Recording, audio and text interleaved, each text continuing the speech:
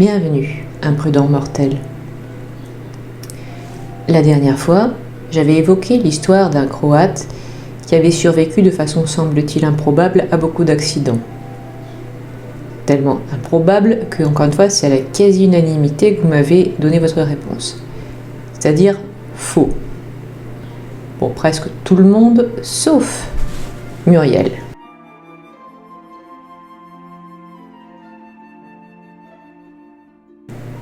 Eh bien, cette quasi-unanimité m'étonne presque autant que celle de la grand-mère volée, qui elle était quasi-unanimement désignée comme vraie, parce que, une fois de plus, vous vous trompez, sauf Muriel, bravo. Et là, c'est l'inverse. L'histoire de la grand-mère volée était fausse, vous l'avez cru vraie. Ici, cette histoire, vous l'avez cru fausse, et elle est vraie. Son héros n'est autre que Frano Selak, c'est son nom. Un Croate né le 14 juin 1929 et décédé le 30 novembre 2016, et en dépit de son histoire rocambolesque, cela de façon totalement naturelle. Il était simplement prof de musique, mais devenu célèbre pour justement cette succession d'incidents et pour finir sa victoire à la loterie, qui semblait improbable. Il est répertorié sur la page de TV Trop à la rubrique Vie réelle ou Real Life de la page Unluckily Lucky ou Le chanceux malchanceux, ce qui le définit assez bien, entre autres bien sûr. Parce que son histoire avait aussi été rapportée par l'émission Urban Legend, et je me demande même si je n'avais pas vu là pour la première fois. On y apprend entre autres qu'il aurait même survécu à une balle dans ses parties intimes. Après, il faut admettre, tout du moins selon Wikipédia, qu'aucune des expériences de Selak n'a été vérifiée de manière indépendante. Et que, parfois, il n'a pas toujours raconté la même chose. Mais nous pouvons mettre ça sur le compte que notre mémoire nous joue des tours et qu'on ne se souvient jamais de la même chose. C'est pour ça que des témoins de toute bonne foi raconteront toujours quelque chose de différent à la police après avoir vu une scène de crime. Quant au fait qu'on puisse difficilement trouver des renseignements, ça peut aussi s'expliquer par le fait qu'il vivait dans le bloc de l'Europe de l'Est à l'époque où la plupart de ces accidents lui sont arrivés et avant la chute du rideau de fer, donc du mur de Berlin. L'administration communiste pouvait parfois être impénétrable. Et voilà comment, imprudent mortel, parfois l'improbable est on ne peut plus vrai. Alors à votre avis, est-ce que cette autre histoire est vraie ? Elle concerne une étudiante américaine qui devait aller faire du babysitting ce soir-là. Elle arrive à son travail alors que les deux parents sont sur le point de partir et qu'ils ont déjà couché en fait leurs deux enfants qui dorment à l'étage. Les parents partent, précise à la jeune fille qui l'autorise à regarder la télévision. Sauf qu'elle n'en a pas l'attention. Ses examens approchent, elle a besoin de réviser, au calme. Donc en fait, tant mieux si les enfants sont déjà couchés d'ailleurs. Cette étudiante s'installe dans le salon avec ses livres et ses cahiers. Elle lit et, après même pas un quart d'heure, le téléphone fixe de cette maison sonne et affiche un numéro masqué. Elle décroche et elle entend. « Es-tu montée voir les enfants ?» La babysitter répond sèchement qu'elle n'a pas le temps pour les blagues et elle raccroche. Elle a un copain à la fac qui est très farceur et qui est porté sur les plaisanteries téléphoniques, elle le sait donc. Et puis, elle se remet au travail, mais quelques minutes après, nouvelle sonnerie.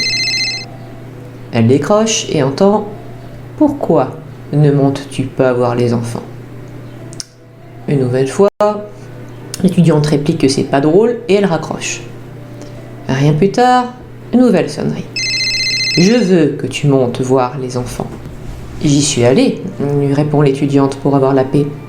« Tu mens. » Bon, là la jeune fille raccroche et elle commence à beaucoup s'inquiéter parce qu'en fait, pour au moins 3 bonnes raisons. La première, c'est que même le plus plaisantin parmi ses camarades, il n'assisterait plus à ce stade, il aurait déjà admis que c'était une blague.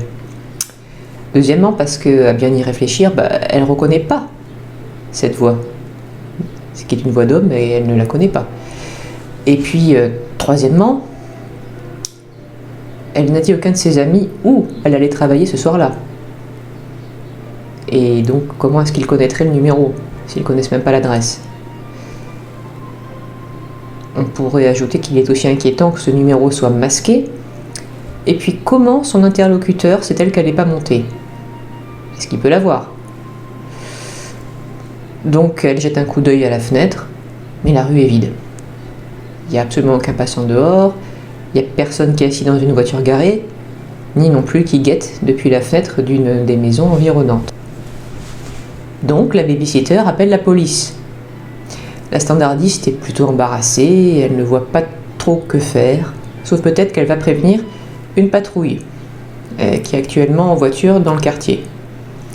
Elle va leur demander de passer, juste vérifier qu'il n'y a personne de suspect dans les parages. Et en attendant, la standardiste conseille aussi à l'étudiante, en cas de nouvel appel, de faire durer ce dernier aussi longtemps que possible. Comme ça, la standardiste aura le temps d'éventuellement tracer son origine. La jeune femme raccroche et il n'y a pas longtemps à attendre. Nouvel appel à numéro masqué. Pourquoi ne montes-tu pas voir les enfants? Donc, suivant le conseil de la police, la babysitter engage la conversation. Elle pose des questions du style: qui êtes-vous? Que me voulez-vous? Pourquoi est-ce que je dois monter? Pourquoi ne me laissez-vous pas tranquille? Pourriez-vous cesser d'appeler parce que vous m'effrayez, etc. L'interlocuteur ne répond à aucune question.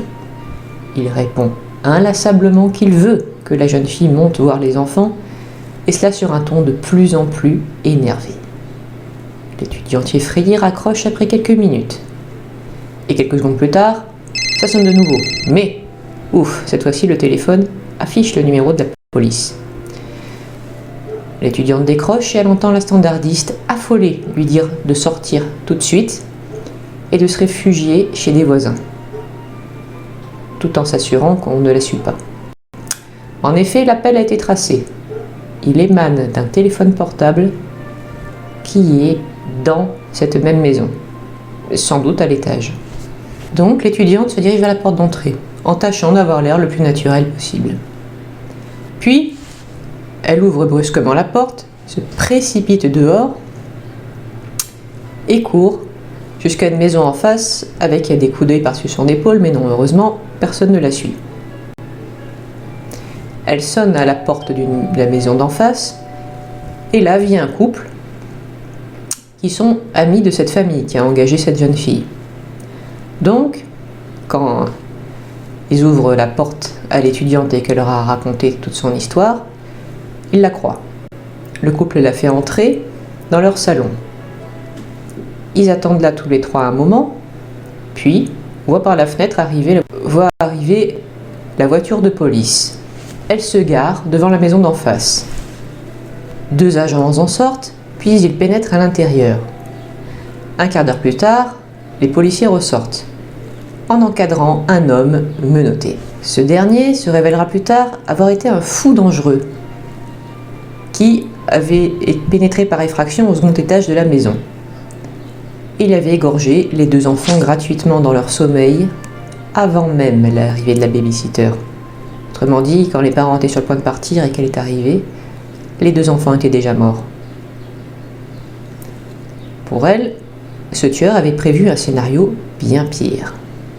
Il était sadique et voulait absolument voir l'étudiante s'affoler à la vue des cadavres avant de l'assassiner. Ce qu'il n'avait pas prévu, c'est qu'elle resterait au salon. Donc il s'était impatienté et avait décidé de l'appeler avec son portable. Alors d'après vous, cette histoire des appels venus de l'intérieur est-elle vraie ou fausse? Vous pouvez me l'indiquer aux commentaires, pas besoin de long discours, vous pouvez juste dire vrai ou faux. Il est également possible de voter sur Instagram, voyez le lien en description. J'espère que cette histoire vous aura intéressé et vous donne rendez-vous la semaine prochaine. Si vous voulez me soutenir, voyez le lien en description de Tipeee et du Ko-fi.